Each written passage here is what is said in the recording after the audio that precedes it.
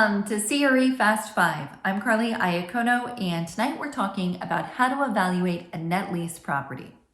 At any given time, there are upwards of 2,000 net lease investments on market, so it is very important that you understand the things to be looking for to make the best decision possible.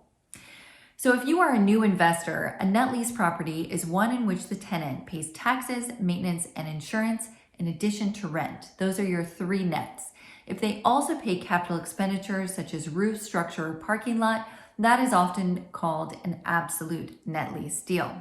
And of course, there are many variations within these different categories. So let's jump into the 5 things that you need to consider. We'll be discussing tenant, lease terms, unit level economics, the real estate, and then of course your return and financing options. Here we go.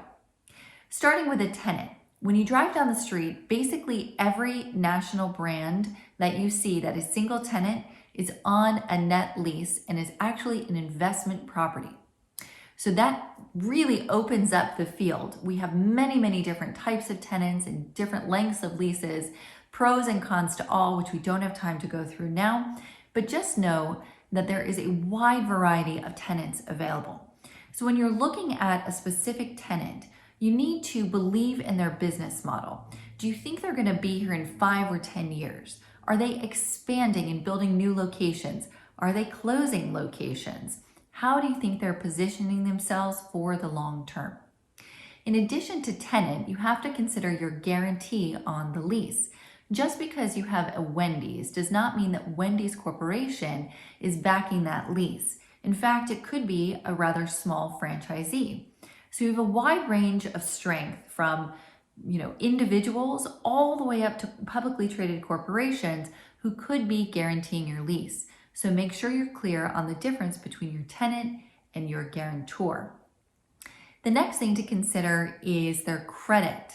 Now, most tenants are not investment grade. We have a whole nother episode on understanding credit ratings, which you should watch if you'd like to dive in a little bit deeper. But investment grade tenants means that the corporation is rated by S&P or Moody's to be of an investment grade level. And again, there are not that many. Starbucks, Walgreens, 7-Eleven, those are some examples. So don't get hung up on this. Just because a tenant is not investment grade does not necessarily mean it's not a good deal for you. It's just one piece of the overall puzzle. But you do want to be aware of your tenant's credit rating if they are publicly rated. Now moving on to the lease terms. As I mentioned, triple net means a tenant pays taxes, maintenance, and insurance. Double net means one of those, at least partially, is being covered by the landlord. Double net could also mean roof, structure, HVAC, parking lot. Anything else might be a carve out to the lease and become a landlord obligation. So if you're looking for something truly passive, you want to stick with absolute net or a ground lease. Now, some net lease deals, triple net, are marketed as absolute. There's a bit of confusion in the market.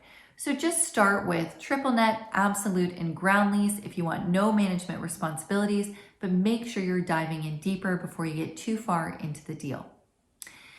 Now, in addition to the lease structure, you need to be aware of your base term and options.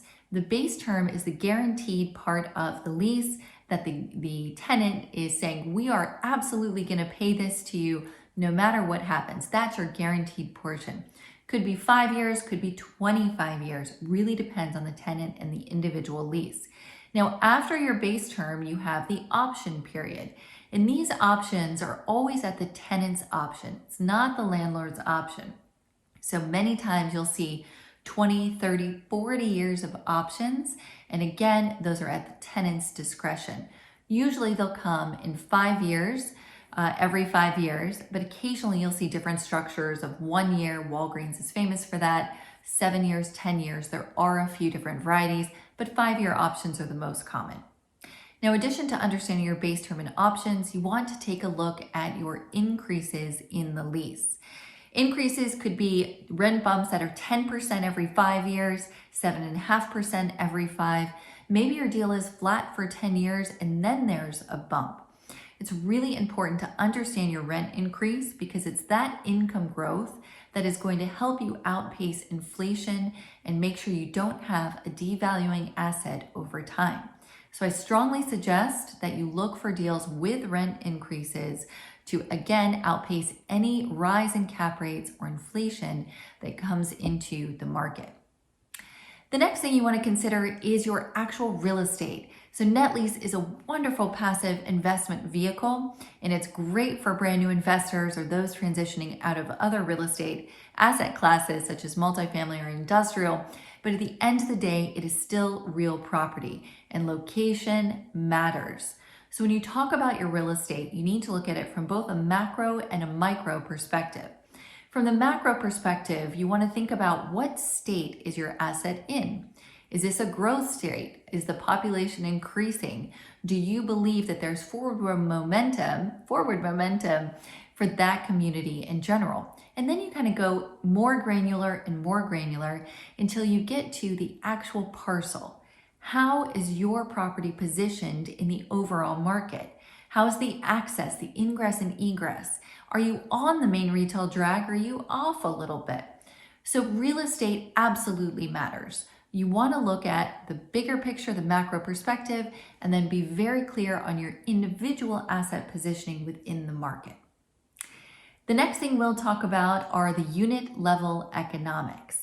So this has to do with store sales. If your tenant reports, how are they doing relative to the rent that they're paying? That's called the rent to sales ratio, and is something that varies by type of tenant. So I won't throw out benchmarks now, but it is something that you really want to be careful with, because if your tenant does not have a good rent to sales ratio, that could mean that the rent is not sustainable and they will not be long-term in that location. Another thing you want to consider when you look at the unit level economics is how does your rent compare to market? If you're buying a property, and this is very often the case on new builds, and the rent is significantly above market, maybe 50, 60%, I've seen even more, you want to be careful with that. If you have a great guarantor and it's a 25-year lease with modest increases, it's probably not such a big deal.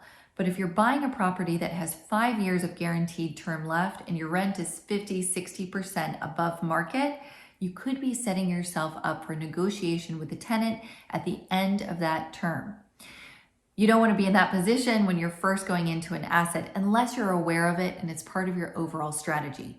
So be very clear on market rent and the actual performance of that location if your tenant reports sales. The next thing we'll talk about are the returns and financing. Everyone likes to start with cap rate. So again, if you're a new investor, that is your net operating income divided by your price. It's a quick back of the envelope return metric to tell you how much you'll be making on that investment without or before you add financing. So cap rate is important, but I would only think of it in the context of all these other things that we've talked about. If you get a cap rate of an 8, that means there's more risk in the deal if most deals are trading on a 5.5 to a 6% return. Everything, as you know, is risk reward. So really work with your broker, work with your advisor so that everybody's on the same page about what your goals are and what your risk tolerance is, and then you're going after deals that meet that objective instead of just chasing a specific yield. Now, financing is a second piece to this. Right now, we're in a market where there is a wonderful spread still between interest rates and cap rates. So adding leverage really can enhance your overall return on the asset and is very often a good idea in a modest amount. So be clear on what your unleveraged return, your cap rate is, and what your leveraged return. Now, financing will vary depending on the term of the lease and the credit of your tenant along with the location. So it is very, very asset specific, but again, you want to be looking at both your leverage and your unleveraged return on that, or your expectation of what financing you could get before you move forward on a deal. That was just the tip of the iceberg. If you're a new investor or a client transitioning from another property type and you'd like to learn more, please give me a call. I'm happy to walk you through. That was CRE Fast 5. I'm Carly Iacono. I look forward to seeing you again soon.